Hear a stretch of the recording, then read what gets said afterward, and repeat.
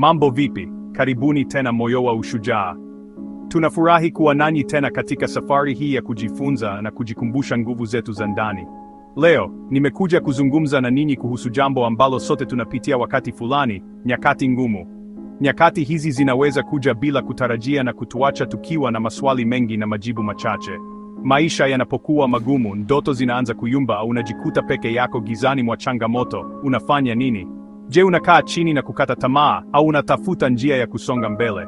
Hapa kuna mambo 10 ya kufanya unapokabiliwa na nyakati ngumu, ambayo yatakusaidia kusimama imara, kupona na kusonga mbele kwa imani. Haya ni mambo ambayo yamejaribiwa na kuthibitishwa na wengi. Kwanza, omba au tafakari. Hii ni njia ya kuunganisha na nguvu ya juu, kupata mwongozo na utulivu wa ndani. Ukiwa gizani unahitaji mwanga wa ndani. Chukua dakika chache za ukimya. Omba, tafakari, angalia ndani ya moyo wako. Utapata utulivu na mwelekeo mpya. Hii itakusaidia kuona mambo kwa uwazi zaidi na kupata nguvu mpya za kuendelea. Pili, andika hisia zako. Maumivu yasiyosemwa hujificha moyoni na kusababisha madhara. Chukua kalamu, andika. Hata kama ni kurasa 2 tu kwa siku, utaanza kuelewa hisia zako na kuzijenga upya. Kuandika ni njia nzuri ya kutoa hisia na mawazo ambayo yanaweza kuwa yanakulemea. Tatu, zungumza na mtu unayemwamini. Hii inaweza kuwa rafiki, mwanafamilia au mshauri. Usijifiche nyuma ya tabasamu la bandia. Kuna watu wanakupenda. Zungumza, acha moyo wako ujue kwamba huko peke yako. Wakati mwingine kusikilizwa tu kunaweza kuwa tiba kubwa. Ne, kumbuka ushindi wa zamani. Hii itakupa motisha na kukumbusha kwamba unaweza kushinda tena. Umeshinda changamoto hapo awali. Hiyo ina maana unaweza kuifanya tena. Kumbuka, nilishinda jana, naweza kushinda leo. Tano, pumzika kwa makusudi. Pumziko ni muhimu kwa afya ya mwili na akili. Kuchoka sio udhaifu, ni mwili wako unaomba msaada. Lala, tembea, pumzika. Unapofanya hivyo, moyo wako unafufuka. Pumziko linakupa nafasi ya kujijenga upya na kupata nguvu mpya za kuendelea. Sita, soma au tazama vitu vinavyotia moyo. Hii inaweza kuwa vitabu, video au hata mazungumzo ya watu wanaokutia moyo. Jaza akili yako kwa maneno yenye nguvu. Acha kurasa zako zijazwe na matumaini, sio hofu. Kumbuka, unachokula kiakili huathiri moyo wako. Hii itakusaidia kubaki na mtazamo chanya hata wakati wa changamoto. Saba, weka lengo moja dogo kila siku. Hii itakusaidia kuhisi kuwa unafanya maendeleo, hata kama ni madogo. Nyakati ngumu zinaweza kukufanya uhisi huwezi kufanya chochote.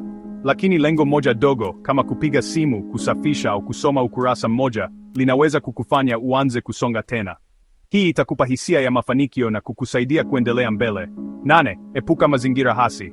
Hii ni muhimu sana kwa afya yako ya kiakili na kihisia. Wakati wa shida, usiruhusu sauti zenye uharibifu kuingia. Moyo mwepesi hutokana na kuwa karibu na watu wanaokutia moyo, sio wanaokuvunja moyo. Chagua marafiki na mazingira yako kwa busara. 9, jifunze kutokana na nyakati ngumu. Hii ni fursa ya kukua na kujijenga upya. Changamoto ni walimu wazuri. Julius, ninaweza kufanya nini tofauti? Ninaweza kujifunza nini hapa? Nyakati hizi ngumu zimekuja kukufundisha, sio kukuangamiza. Kila changamoto ni fursa ya kujifunza na kukua. 10, usikate tamaa, safari inaendelea. Hata kama mambo yanaonekana magumu, kumbuka kwamba kila safari ina milima na mabonde. Huu sio mwisho wa hadithi yako. Bado unapumua, na hiyo ni ishara kwamba Mungu hajamaliza na wewe. Endelea kusonga mbele.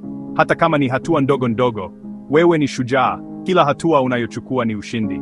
Maisha sio mazuri kila wakati, lakini ni jinsi tunavyokabiliana na changamoto hizi ndizo zinazotufanya kuwa na nguvu zaidi. Lakini moyo wa shujaa haupimwi na yale yanayomtokea, bali jinsi anavyosimama anapoanguka. Kila kuanguka ni fursa ya kujifunza na kusimama tena kwa nguvu zaidi. Kama unapitia wakati mgumu, kumbuka giza hutoweka na alfajiri huja. Wewe ni zaidi ya shida zako. Simama, pumua, songa mbele. Kila siku mpya ni fursa mpya ya kuanza tena. Moyo wa ushujaa. Endelea kuamini hata unapopitia maumivu. Maumivu ni sehemu ya safari, lakini hayapaswi kukuzuia kufikia malengo yako. Like, toa maoni yako. Shiriki video hii na mtu anayehitaji moyo wa kusimama tena. Asante kwa kuwa nasi na kumbuka, wewe ni shujaa. Karibuni tena Moyo wa Ushujaa. Tumeshazungumzia mambo 10 ya kufanya wakati wa magumu, lakini safari yetu haijaishia hapo. Hapa kuna mambo mengine 10 ya kufanya unapokabiliwa na nyakati ngumu ambayo yatakusaidia kusimama imara, kupona na kusonga mbele kwa imani. Kwanza, omba au tafakari. Ukiwa gizani unahitaji mwanga wa ndani, chukua dakika chache za ukimya. Omba, tafakari, angalia ndani ya moyo wako, utapata utulivu na mwelekeo mpya. Pili, andika hisia zako. Maumivu yasiyosemwa hujificha moyoni na kusababisha madhara. Chukua kalamu. Andika, hata kama ni kurasa 2 tu kwa siku, utaanza kuelewa hisia zako na kuzijenga upya. 3. Zungumza na mtu unayemwamini. Usijifiche nyuma ya tabasamu la bandia. Kuna watu wanakupenda. Zungumza. Acha moyo wako ujue kwamba huko peke yako. 4. Kumbuka ushindi wa zamani. Umeshinda changamoto hapo awali. Hiyo ina maana unaweza kuifanya tena. Kumbuka, nilishinda jana, naweza kushinda leo. 5. Pumzika kwa makusudi. Kuchoka sio udhaifu, ni mwili wako unaomba msaada. Lala, tembea, pumzika. Unapofanya hivyo, moyo wako unafufuka. 6. Soma au tazama vitu vinavyotia moyo. Jaza akili yako kwa maneno yenye nguvu. Acha kurasa zako zijazwe na matumaini, sio hofu. Kumbuka, unachokula kiakili huathiri moyo wako. 7. Weka lengo moja dogo kila siku. Nyakati ngumu zinaweza kukufanya uhisi huwezi kufanya chochote. Lakini lengo moja dogo, kama kupiga simu, kusafisha, au kusoma ukurasa mmoja, linaweza kukufanya uanze kusonga tena. 8. Epuka mazingira hasi. Wakati wa shida, usiruhusu sauti zenye uharibifu kuingia. Moyo mwepesi hutokana na kuwa karibu na watu wanaokutia moyo, sio wanaokuvunja moyo. 9. Jifunze kutokana na nyakati ngumu. Changamoto ni walimu wazuri. Jiulize, ninaweza kufanya nini tofauti? Ninaweza kujifunza nini hapa? Nyakati hizi ngumu zimekuja kukufundisha, sio kukuangamiza. 10. Usikate tamaa, safari inaendelea. Huu sio hadithi yako, bado unapumua, na hiyo ni ishara kwamba Mungu hajamaliza na wewe. Endelea kusonga mbele, hata kama ni hatua ndogo ndogo. Wewe ni shujaa. Maisha sio mazuri kila wakati, lakini moyo wa shujaa haupimwi na yale yanayomtokea, bali jinsi anavyosimama anapoanguka. Kama unapitia wakati mgumu, kumbuka, giza hutoweka na alfajiri huja. Wewe ni zaidi ya shida zako. Simama, pumua, songa mbele. Moyo wa ushujaa, endelea kuamini hata unapopitia maumivu. Like, toa maoni yako, shiriki video hii na mtu anayehitaji moyo wa kusimama tena.